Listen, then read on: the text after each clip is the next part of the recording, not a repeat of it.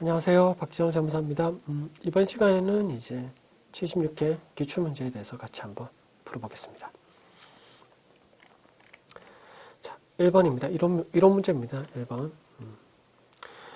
이 과정의 답변에서 알 수 있는 거래 요소의 결합관계를 나타낸 것 중에서 옳은 것은 했습니다.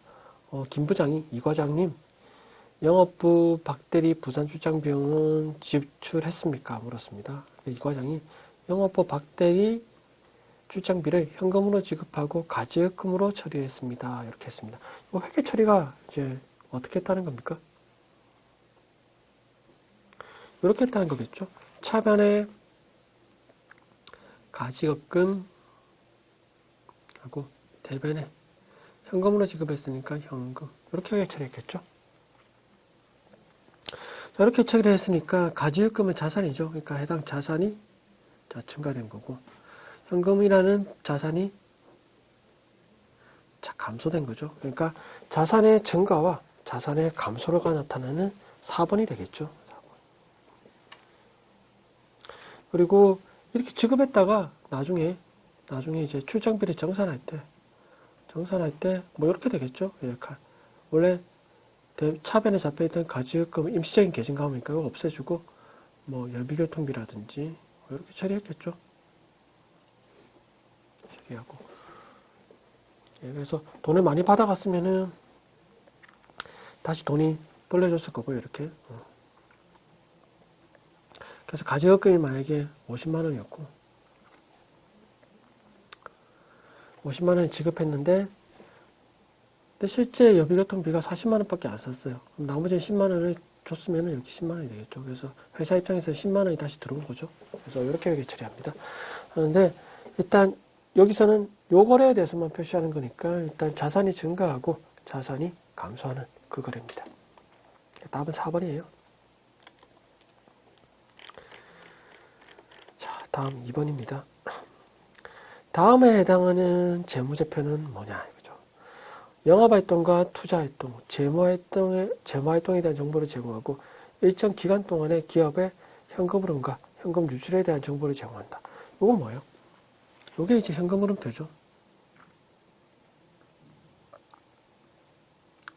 일정 기간 동안에 현금의 유입과 유출이 나타내는 표가 현금 흐름표입니다. 현금 흐름표에 대한 설명인 거예요. 설명이고 또 이것도 중요하죠. 우리 재무제표에는 뭐가 있습니까? 자, 우리 재무상태표. 자, 손익계산서. 또 여기 현금 흐름표. 자본 변동표. 자, 주석. 자, 요걸 합쳐서 우리 뭐라고 합니까? 재무제표라고 하죠. 재무제표라고 하는데 여기에 뭐 합계잔액시산표. 또 우리 좀 헷갈리기 쉬운 게 뭡니까? 이익잉여 차원계산.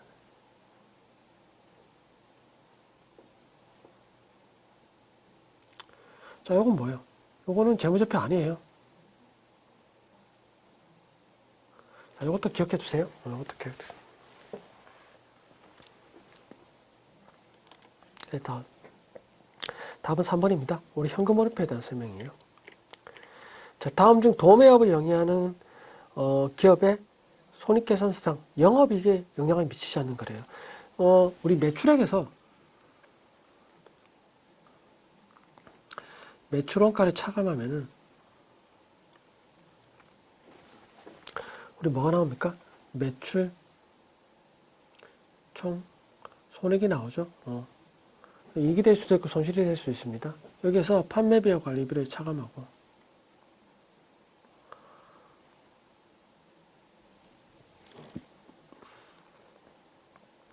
그다음에 영업 손익이 나오죠. 그다음에 플러스 마이너스 영업의 손익을 갖다가 하면은 이제 법인세 차감 전 손익이 나오고요.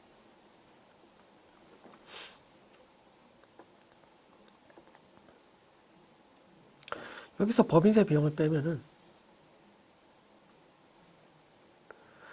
이제 이제서 이제 당기순이익이 나오는 거죠.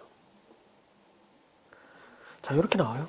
이렇게 나오는데 여기에서 영업이익에 영향을 미치지 않는 거래죠. 영업이익은 여기까지죠. 여기까지니까 여기서 미치는 항목은 뭡니까? 매출액, 매출원가, 판매비와 관리비. 요게 이제 영업이익과 관련되어 있는 거고, 나머지 해당되는 부분들은 뭡니까? 이것들은 영업이익과 관련이 없는 거예요. 관련이 없는 건데, 요게 해당되는 게 뭐냐? 그죠? 그래서 직원들에게 지출할 명절 선물을 현금으로 구입했다. 이건 뭐예요? 복리후생비죠. 얘는 뭐예요? 얘는 판관비죠. 판관비. 다음에 회수불능 채권에 대손 처리했습니다. 매출채권이니까 매출채권에 대한 대손 처리비는 대손상각비죠. 얘는 판매비와 관리비입니다. 근데 매출채권이 아니라 대여금이라든지 또는 미수금이라든지 이런 거에 대한 대손 처리한 상각비는 기타의 대손 상각비가 있어요. 그건 영업의 비용으로 하는데 이건 매출채권이니까요. 판관비로 들어가는 거예요. 단기 차입금에 대한 이자 비용. 이거 이자 비용은 요건 영업의 비용입니다. 영업의 비용. 건물에 대한 보험료를 지급했다. 이건 보험료죠. 요거 판관비입니다. 그래서 요거 세 개는 판관비고요. 그리고 얘는 이자 비용은 판관비가 아니라 이건 뭐예요? 영업의 비용입니다. 답은 3번이에요.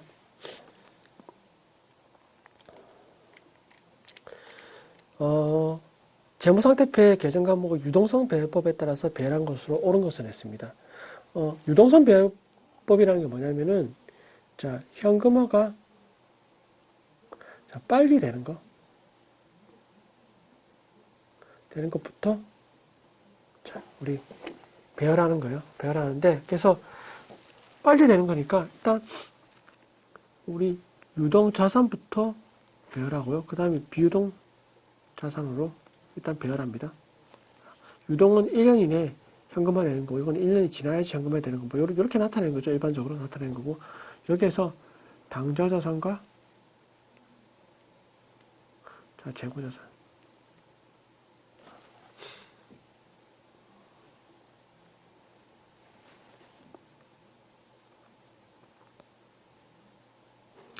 얘는 뭐야? 투자자산,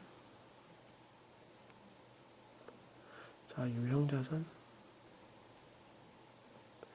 우형자산, 기타 비유동자산.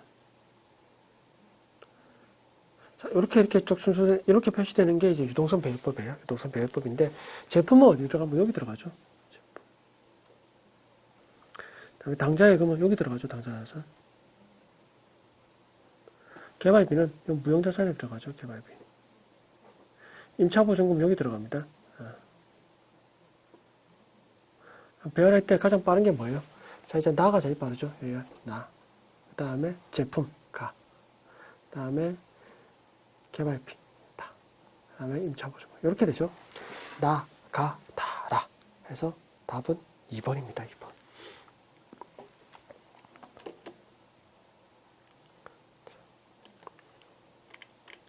자, 5번입니다. 다음의 거래에 대한 붕괴를 옳은 것을 냈습니다. 거래처의 파산으로 받을 놈 70만 원이 회수 불능하게 됐어요. 단 파산 이전에 설정된 대청주담 잔액은 41만 원이 있습니다. 요거 회계 처리가 이렇게 되겠죠. 자, 일단 70만 원이 회수 불능해서 파산으로 대손이 된 거죠. 대손이 됐기 때문에 원래 받을 놈은 어디 있습니까? 차변에 있었던 거죠. 차변에 있던 게 다 받을 놈이 대변으로 얼마? 70만 원이. 자, 회수 불능 채권이 되는 거죠. 자, 그리고 대손 충당 잔액이 41만 원 있었습니다. 그러면 먼저 대손 충당금부터 먼저 상계 처리해주고 그 나머지 부족한 부분은 대손 상각비로 처리하는 거죠. 그래서 대손 상각비를 먼저 상계 처리해주고 대손 충당금을 41만 원을 먼저 상계 처리해주고 나머지를 대손 상각비. 이게 얼마? 70만 원이니까 29만 원이 되겠네요. 이렇게 처리되겠죠. 그래서 답은 나겠네요. 나. 2번이겠네요. 2번.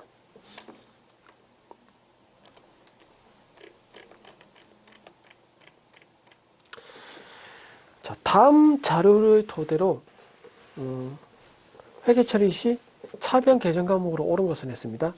본사 업무용 건물에 중앙 집중식 냉난방 장치를 설치했습니다. 이 설치로 해서 기업의 건물의 가치가 증가됐어요. 자, 취득한 이후의 지출 중에서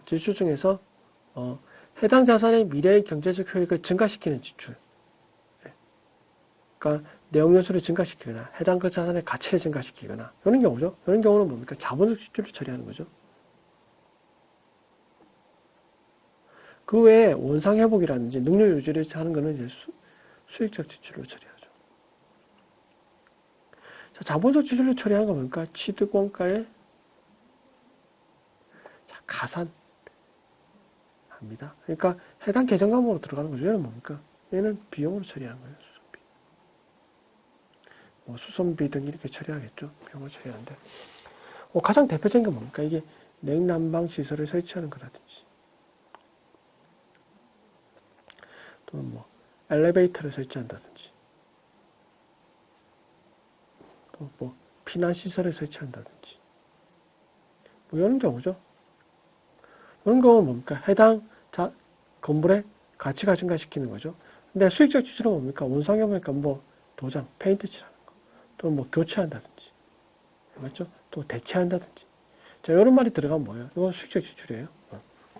그래서 이건 뭡니까? 중앙 집중식 냉난방 장치를 설치했으니까 해당 건물의 가치가 증가됐습니다. 이건 뭐로 처리합니까? 해당 자산의 취득원가에 가산하니까 이게 건물이니까 건물로 처리해야 되는 거죠. 그렇죠? 건물로. 그래서 계정 과목은 건물로 들어갑니다.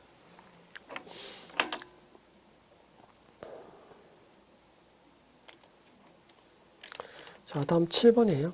종업원 김한궁 씨가 퇴사해서 퇴직금 1,700만 원을 보통예금 계좌에서 지급했습니다. 지급했고, 퇴사 직전에 회사에 퇴직급여 충당 부채는 2천만 원이 있어요. 그러니까, 이건 뭐예요? 충당 부채가, 자, 퇴직급여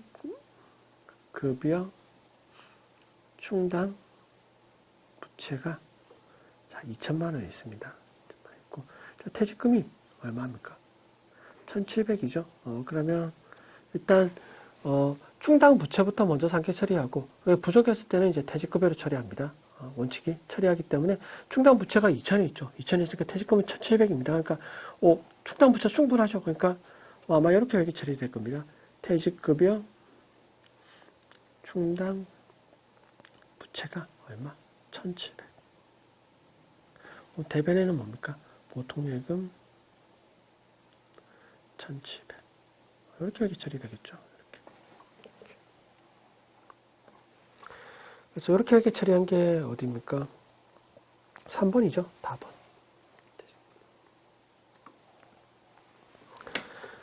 자, 다음은 이제 8번 부가세 파트입니다. 다음 중 부가가치세법상 납세지 및 사업장에 대한 설명으로 옳지 않은 것은 했어요. 사업장의 납세지는 각 사업장별 소재지로 한다. 맞습니까? 이건 맞습니다. 부가가치세는 사업장별 과세가 원칙이에요. 원칙. 그래서 사업장이 납세지가 돼요. 납세지가 됩니다. 임시사업장은 사업장으로 보지 않는다. 자, 임시사업장은 우리 어디 모델하우스라든지 이렇게 이제 전람회를 하기 위해서 이렇게 간략하게 얼마 되지도 않는 그 기간 동안에 이제 임시사업장을 설치합니다. 요건 뭐예요? 기존 사업장이 자, 포함되는 것으로 해요. 그래서 임시사업장 자체는 사업장이 아니에요. 아닙니다. 그래서 맞죠? 이거 사업장을 보지 않는다. 맞습니다. 이것도 맞고, 이것도 맞고. 그 다음에, 자, 부동산 임대업의 사업장은 부동산의 등기부상소. 요거 맞습니다. 자, 요건 좀 주의하셔야 돼요. 시험에 자주 나오는 문구예요. 자, 부동산 임대업은 해당 그 부동산의 등기부상 소재지예요. 등기부상 소재지는 어디입니까? 우리, 대법원 인터넷 등기소 가시면은, 뽑거나 아니면 등기소 가서 뽑으셔도 돼요. 근데, 그 인터넷으로 뽑으셔가지고 하면은 이제 해당 그 부동산의 등기상 정보증명서상에 나와 있는 그 부동산 소재지가 사업장 소재지가 됩니다. 그래서 부동산 같은 경우는 등기를 갖다가 하셔야 되는 거죠. 등기를 하는 게 원칙입니다. 등기를 하셔야 되는데, 등기를 하면은 발급하면 1,000원입니다. 열람하면 700원이에요. 그래서 열람하시면은, 그 열람한 부동산의 등기부상 소재지가 사업장이 됩니다. 부동산인데, 여러분. 직매장과 하치장은 사업장으로 안 봅니다. 사업장으로 본다. 아니, 직매장은 사업장이죠. 하치장은 사업장이 아니에요. 자, 직매장이라는 것은 판매시설을 갖춘 장소예요. 그래서 재화 또는 용역을 공급할 수 있는 사업장입니다. 사업장이고요. 하치장은 물건을 보관을 하는 장소입니다. 창고죠. 창고기 때문에 얘는 사업장이 아닙니다. 그래서 직매장은 사업장이고요. 직매장은 자, 우리 글자가 좀 날립니다. 자, 직매장은 사업장이고요. 자, 하치장은 사업장이 아닙니다. 이거 주의하셔야 돼요. 직매장은 판매 시설을 갖춘 장소고 실제 판매가 이루어지는 장소에게 이건 사업장이에요. 사업장인 거고 하치장은 창고입니다. 물건을 보관하는 장소입니다. 그래서 이거는 사업장이 아닙니다. 아니기 때문에 답은 4번이죠. 다음.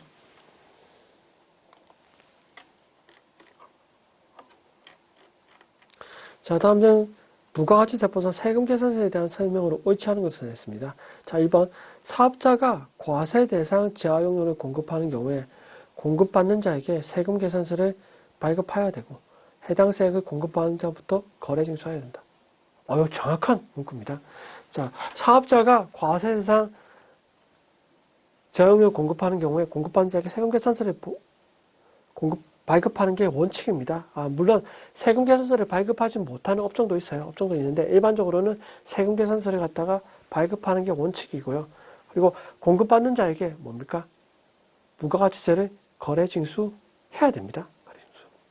그러니까 이거 맞는 질문이에요. 영세의 대상, 적용 대상 재화용을 공급하는 경우는 세금계산서 발급 의무가 없습니다. 맞아요? 자, 우리 수출 같은 경우는 직수출은 또는 해외에서 이제 제공 용역이라든지 해외국의 제공 용역. 자, 이런 것들은 세금계산서를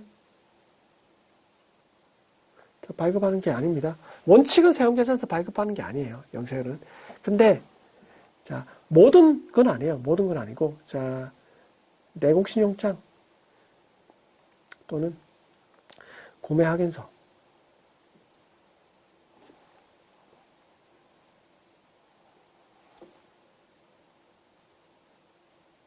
확인서에서 공급하는 재화는 요거는 세금계산서를 발급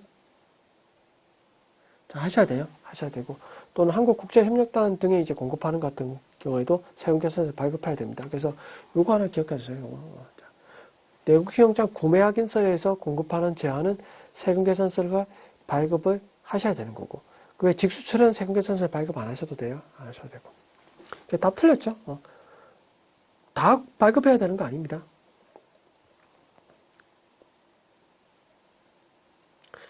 그러니까 내국신용장 구매 확인서에 공급하는 거는 세금계산서를 발급해야 됩니다. 없는 건 아니에요. 답 틀렸어요. 2번입니다. 과세사업자는 세금계산서 발급과 관계없이 부가가치세를 거래징수 당연히 해야 됩니다. 자, 신용카드 매출로 한 경우도 부가가치세를 거래징수하셔야 되고 현금 영수증을 발행한 경우도 부가가치세를 거래징수해야 됩니다. 과세 대상 물품을 판매했을 때는 부가가치세를 거래징수하고 거래징수한 부가가치세를 부가세 신고 기간에 납부를 해야 되는 거죠. 건국가액과 부가가치세액은 세금계산서 필요적 기재사항이다. 요거 좀 기억하세요. 자, 세금계산서의 필요적 기재사항.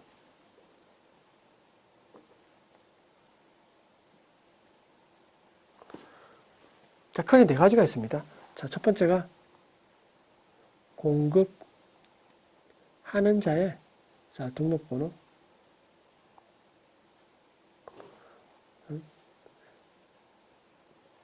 성명 또는 명칭.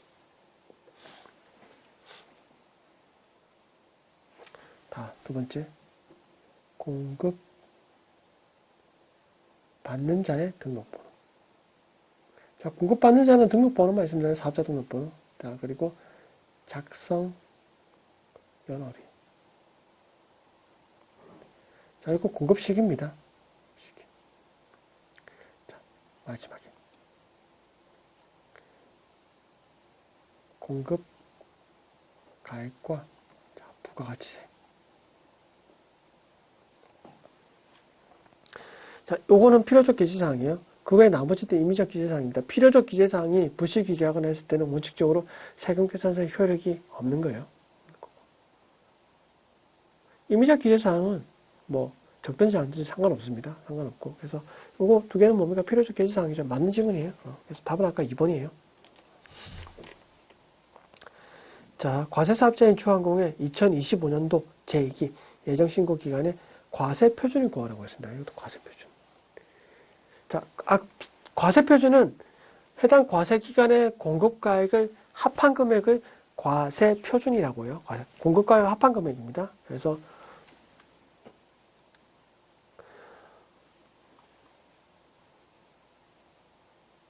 이제 영세유 같은 경우는 공급가액은 있어요. 세율이 뭡니까? 0의 세율이 적용하니까 0이 되는 거죠. 그러니까 매출세액이 없는 거지. 과세표준이 있어요. 공급가액은 있기 때문에.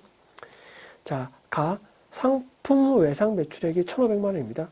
매출 할인을 차감하기 전이에요. 자, 매출 할인을 차감합니다. 과세표준에서. 그래서 이거는 얼마입니까? 1,400이죠. 거래처에 증정한 상품. 이거 뭐 사업상 증여죠. 원가는 100만 원이고요. 시가가 200이에요. 매입 시에 매입세 공제를 받았습니다. 이거 간주 공급의 요건을 갖다가 갖췄어요. 이때 간주 공급에 해당되는 것은 시가가 원칙입니다. 시가 원칙이에요. 광고 선정용으로 무상 제공한 견본품. 광고 선정용으로 제공한 무상으로 제공한 견본품은 요거는 과세 대상이 아닙니다. 아니에요. 때문에 1,400에다가 200을 더한 거니까 얼마입니까? 1,600이죠. 1,600이 과세 표준이 되는 거예요. 자, 이론 문제는 여기까지 했고요. 이제 다음 시간에 우리 이제 실무수행 평가, 실무 부분에서 같이 한번 공부해 보도록 하겠습니다. 자, 이번 시간 여기까지 하겠습니다. 다음 시간에 뵙겠습니다.